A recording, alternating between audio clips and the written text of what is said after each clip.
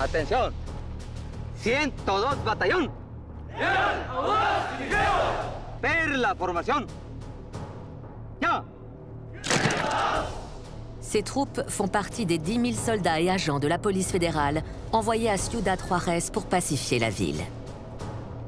Ils ont commencé à arriver peu après le début de la violente guerre des cartels. La violence de la guerre de la drogue des années 2008-2012 a ceci de particulier qu'elle s'est allée au grand jour. Elle a débuté par des assassinats ciblés de policiers.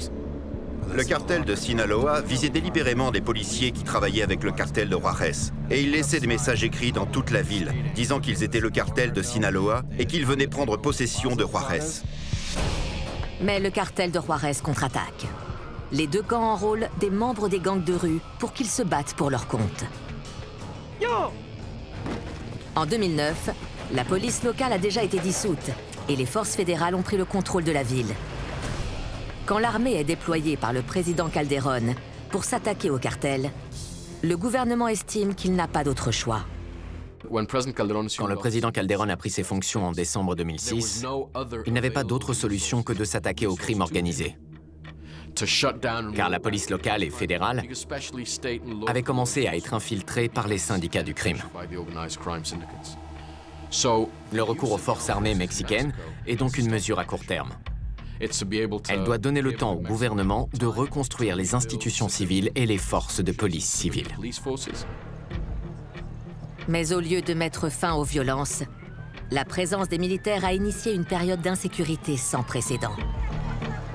Pour le gouvernement mexicain, cette violence prouvait que le crime organisé était aux abois.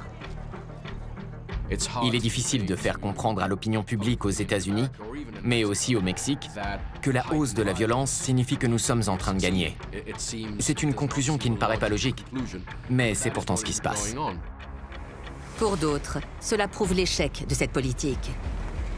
Quand Calderón a envoyé sur place les militaires et la police fédérale, et qu'il a dissous la police locale existante, il a créé une sorte de vacance du pouvoir.